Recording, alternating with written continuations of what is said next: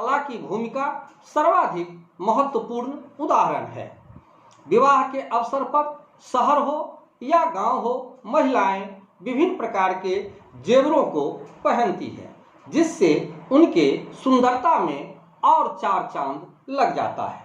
साथ ही बहुत प्रकार से कला का उपयोग विवाह के शुभ अवसर पर किया जाता है। अब हम चर्चा करना चाहेंगे भारतीय परिधान का। भारतीय परिधान में साड़ियाँ जो है वह विश्वविख्यात है। देश के विभिन्न भौगोलिक क्षेत्रों की विशिष्ट पहचान वहाँ का परिधान होता है।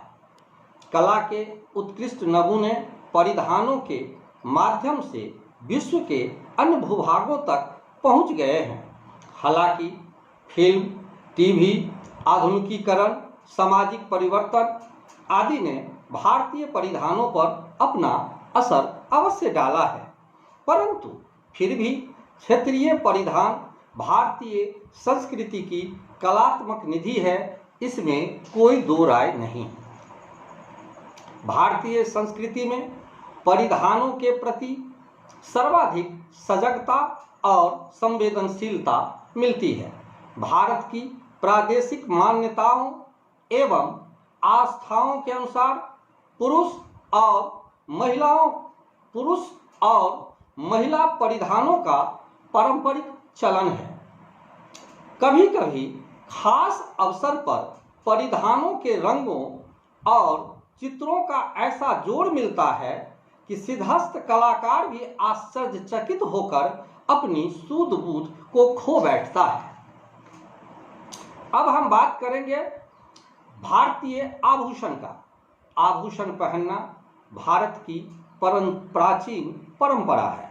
हमारे देश में आभूषण सिर्फ पहनने के लिए ही नहीं खरीदे जाते हैं, बल्कि ये बहुत ही अच्छे उपहार भी हैं। हमारे देश में आभूषण एक पीढ़ी से दूसरे पीढ़ी में हस्तांतरित होते रहते हैं। इन्हें खानदानी आभूषण कहते हैं। यह हमारी संस्कृति की एक महत्वपूर्ण पक्ष को प्रकट करता है। आभूषणों के अनुरूप डिजाइन, कलात्मक सौंदर्य और सृजनात्मक भारतीय संस्कृति और परंपरा को प्रस्तुत करते हैं। आगे है उत्सव और त्योहार। जनवरी से लेकर दिसंबर तक माह में कोई न कोई उत्सव त्योहार अवश्य होते रहते हैं। चाहे मकर संक्रांति हो, बसंत पंचमी हो, होली हो, रामनवमी हो, कृष्ण जन्मोत्सव हो, दीपावली हो, ईद हो, महावीर जयंती हो, बुद्ध पूर्णिमा हो, गुरु पर्व हो, क्रिसमस हो, सभी त्योहारों पर कला का सुंदर छटाएं हमें देखने को मिलेगा। यह कोई आवश्यक नहीं कि हर जगह प्रदर्शन के वास्ते मंच बनाया जाए। भारतीयों के नृत्य के लिए किसी मंच की आवश्यकता नहीं होती। दुर्गा पूजा हो, गणेश पूजा हो, चाहे जन्माष्टमी हो और होली हो, इसका आयोजन सड़कों पर किया जाना भारतीयों की कला योग्यता का जीता जागता प्रमाण है। अब हम चर्चा करेंगे दैनिक कार्य एवं श्रमशीलता पर। जैसा कि हम और आप सभी जानते हैं कि भारत गांव का देश है। अधिकतर लोग गांव, जंगल और पहाड़ पर निवास करते हैं।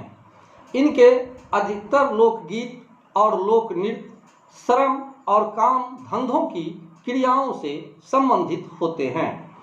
फसल कटकर खलिहानों में आने पर अन्नपूर्णा देवी से आगामी फसल के लिए लोकगीत और लोक नृत्य माध्यम से कामना की जाती है। उदाहरण स्वरूप छत्तीसगढ़ में फसल काटने के समय किया गया कर्मा नृत्य हो या पंजाब में भागरा नृत्य का संबंध विशुद्ध रूप से श्रम और काम धंधों, कृषि पर आधारित खुशियों से है। इसमें सबसे बड़ी खासियत की बात यह होती है कि महिलाओं द्वारा किए गए नृत्य दैनिक क्रियाकलापों से ओतप्रोत होता है। पौराणिक कथाएं भारतीय संस्कृति की गरिमा और आध्यात्मिक विशिष्टता पौराणिक कथाओं द्वारा पोषित है।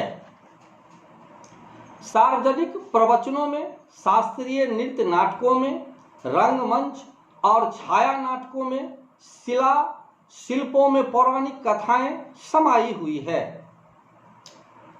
उदाहरण स्वरूप मध्यकालीन हिंदू मंदिरों, उड़ीसा, मध्य प्रदेश, उत्तर प्रदेश एवं दक्षिण भारत के विविध अंचलों में राम कथा के सुंदर दृश्यों का अंकन मिलता है। और सबसे भारतीय संस्कृति और कला में जो सबसे महत्वपूर्ण स्थान है वो आता है बेटा राष्ट्रीय एकता का।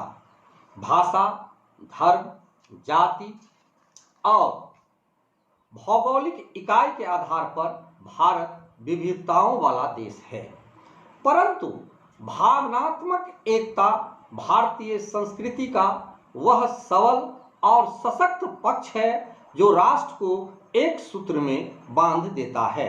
राष्ट्र को एकता के सूत्र में बांधने में कला की बहुत बड़ी भूमिका होती है। भारतीय इतिहास में एक नहीं अनेकों उदाहरण हैं जहां कलाकारों ने अपनी कला के माध्यम से राष्ट्रीय एकता को सुदृढ़ करने का प्रयास किया था।